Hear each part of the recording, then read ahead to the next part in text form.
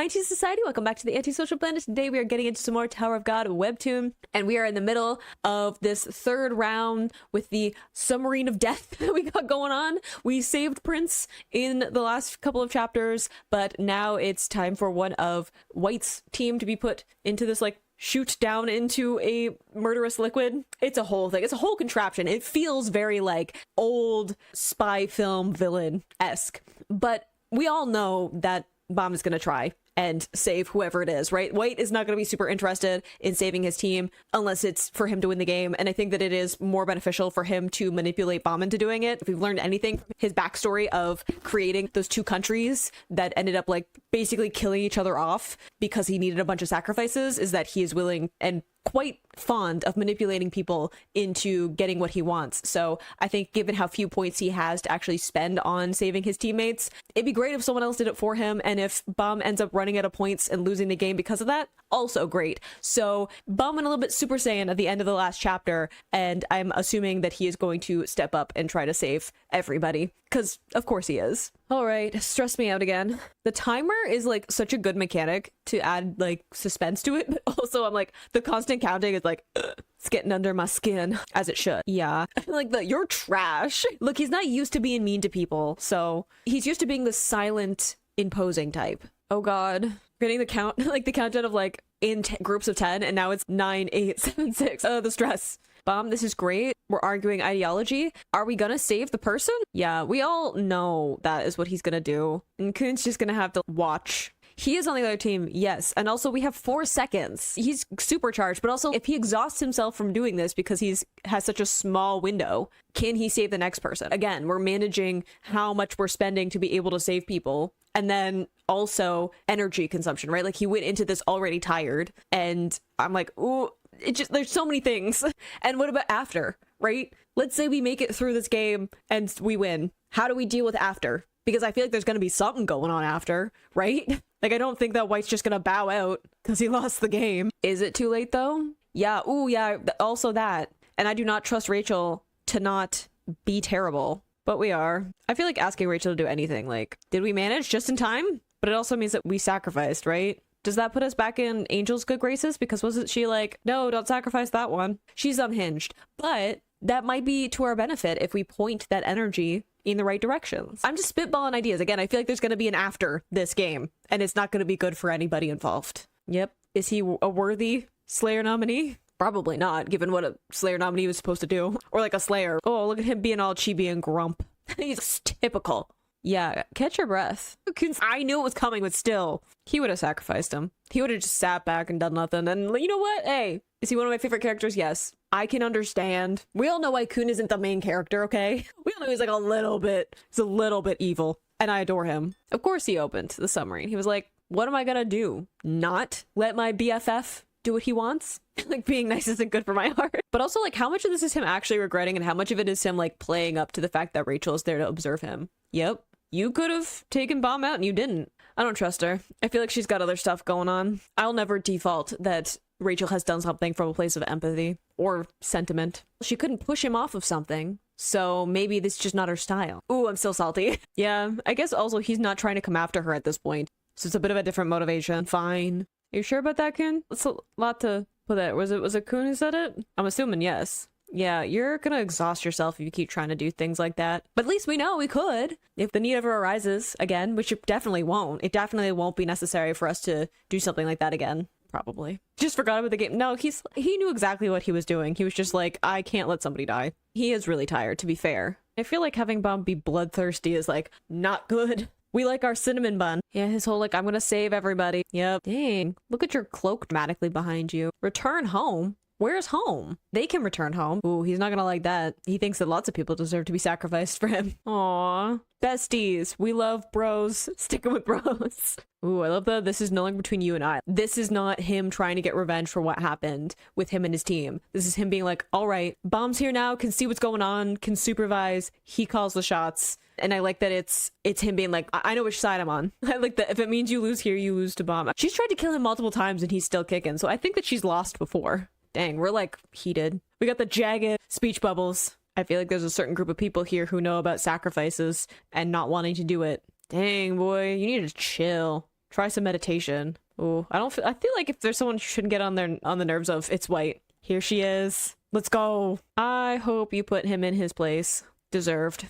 Scary though. True, he did pick a fight and he is very confident against Lady Yuri of all people. Probably. Considering he's been pulling all the strings in the background to get everything exactly the way that he wanted to. I'm assuming there's probably a catch of some kind. Once you're dead, dang confident. I don't like the idea of a bunch of rankers being here at once, though. Again, what about the after of the game? If we're getting some of the aquatic imagery back. Oh, I don't like the blowfish imagery of what you seem smaller than you actually are. Yeah, the poison, too. I know. I'm not just picking a fight to pick a fight, but also I'm picking a fight to pick a fight. So I always rush into things. Of course. Oh, I love her energy. Dang. I love how I'm just gonna bring a bunch of Shinsu around my fist and I'm gonna punch you out. Like her style. Girl, go off. I love the angle on this too. Like the scale of it. Dang. He's just going in fists. Holy crap. Like, he's still standing. Yeah, I was surprised too. There's a crater in the floor. What are we looking at behind him?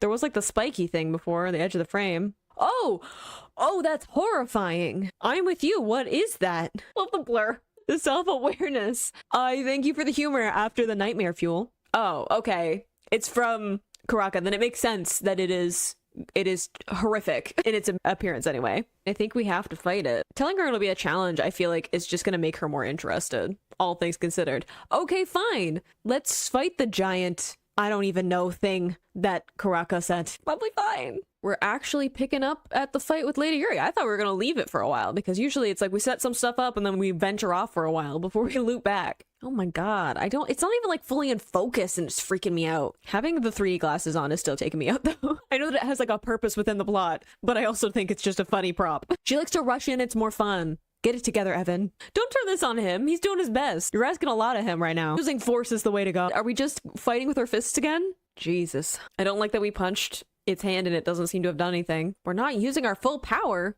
Jesus. I think Karaka definitely is more dangerous than anyone is fully realizing, like conceptualizing. Anyone who can like pick a fight with Jinsung puts me into a place of, hang on, whoa. What are we doing? Secret weapon? How many layers do you have to this plan? Yeah. Ooh, geez. What is that? Yeah, same. Why are we throwing shade? Freaks me out that we're talking about something that was like we're talking like ancient by tower standards. I don't think she believes she's nothing. I think she's age doesn't mean anything. How powerful is it? Ah, we had the poison thing with the blowfish before. Maybe we don't lose consciousness. Maybe. We're letting her attack so that she doesn't realize that there's like a intention to using the poison. You'd better be pretty skilled at dodging. Gosh, I love all the use of like light with these attacks. Like in this like having this darker environment and then having all this light shifting around depending on which abilities they're using or like how much Shinsu is being used. Yeah, she wasn't using her full power before. Yeah, she's not as... I feel like Lady Yuri has this hot-headed, impulsive exterior, but there's so much more going on to what she's doing, right? Like the fact that she spent all of that time waiting around, seeing what was going to happen with all of these games and on the Hell Train, and all of it looped back to, oh no, we've already called for backup. Like they already know what's going on. Like the patience of letting that all play out and allowing her to be in a position where she can actually have a confession of what is going on and to get the details of what's going on is showing that she can be patient. She can wait things out. She can plan stuff if she wants to, but she just has this exterior of let's just use brute force and see what happens. But it's not like she doesn't deserve to have the kind of ranking and notoriety that she has. See, observant. Like immediately she's just, so that's where I should be dodging, right? Dang, girl. She's, hey, it's only as powerful as the people who wield it. And you already said you and I are nothing, so not doing a very good job. Look at her. Isn't she wonderful? Yeah, I feel like making her actually angry is probably a bad idea. You already picked a fight. Dang, girl. Yep, there's a lot more to her than it seems. Look how Evan's just like, thank goodness you actually think things through sometimes. I don't know, you seem a little desperate at this point. Also love the way you have the purple and then the green of the poison. I love the contrast in the color palette there. Dang, see, look how cool it was. Like the orange too. Look at her go. Color palette is great. I feel like you're not actually just distracting her. Didn't we already try this blast? And she seemed to have done okay. She said geez, but still. Like, okie dokie. She's so blasé. Like, we have the tap outside of it, so I'm assuming we're okay. Ooh, special skill. Let's go. Whoa. Dang, girl. She does have a lot of like explosive abilities, doesn't she? I think it's interesting that we have Trash again, looping back to what Bomb was saying to White. White also older power in the tower. And I think that a lot of what is happening with this story is the like new taking over a lot of these old structures, right? It's this group of younger regulars coming in and seeing the way that everything works and saying, I'm going to change it, right? I'm going to make it so that the great families actually stand up to the name like great. I'm going to take down jihad and the princesses and like the system of that. I'm going to go against what has been the tradition of being a princess of jihad, and I'm going to pick my own path, right? I'm going to break down the systems in this faction. Like even Fugue is like a group is about like how do we break down the systems that have already existed, right? There's a lot of rebellion in a bunch of this. So I think that bringing in these concepts of like ancient powers and like the old systems and all of these figures that have existed in the tower for a long time and have resulted in a bunch of other powers taking over, and the people who have gone along with how things have always been have gotten a lot of this power, and now we're having this new group coming in and saying that's not actually the power that I want. That's not real power. That's not the power that I want. Things need to change. So I think that it's so interesting like how all of these motifs are like coming together into this like story of rebellion and standing up, right? I like, yeah, you might want to leave. Ooh, get away. Because she seems upset. Ooh, I love the like ghost effect. He did dodge, yes. I love how she's just, I'm going to punch you. The determination. I appreciate it. I like you're not too bad. Is it a compliment? I don't even know. I don't know. You don't seem like you'll be able to do that. This just seems a lot more desperate because you had your secret weapon and that didn't really work out. Girl, are we full power now? Interesting to bring in Sin with this. Oof. Girl, nuclear punch. Dang. Also the art on this. Gorgeous. A little line work? Wow. He just got team rocketed. I agree. Sometimes you just gotta punch somebody into oblivion. Wow. That was a lot. Definitely a lot of power scaling in that, right? Whether that's like Bomb speeding up, taking in all this power, kind of tapping into this like bloodthirst that is fueling him, but also like proving that he can get to people at this very short amount of time within this game. And also even Kuhn being like, I'm going to do whatever Bomb decides. Like he's in charge. And I think that's like a difficult thing for him to do, is like giving up control, right? He likes having control. And I've said that like multiple times, that part of who he is as a character, the reason that he comes up with all of these plans and contingencies and he's very observant, is that he likes being in control. He likes to be able to predict people. And even though he can predict Bomb pretty well, him being like, hands off, whatever he decides, that's what I'm going to be following, which means that he's going to have to adapt in real time. Again, he can make predictions, but he's still going to just have to adapt on the fly and see what he can do, which is improvising isn't exactly his strong point. So a bit of a powering up for him too, to have that release of control in this situation. And of course, like Lady Yuri, I love that we stuck with that. I was really thinking that we were going to set some of that up and it was going to be something we referenced back and forth with, but I like that we stuck with it and got to spend a bunch of time there. I think that it really shows like, what is a princess of jihad? What is that power truly, right? Because we've seen like Anak and Dorsey, but they're not at the same scale as Lady Yuri by any means. And if we're going to be introducing more of those going forward, like more princesses as we go along, that's going to be something that we really need to understand. And introducing like these ancient powers, like I was saying, I really like that we're introducing a lot of the history of the tower, from like wars and White talking about creating these two nations and having to fight against each other,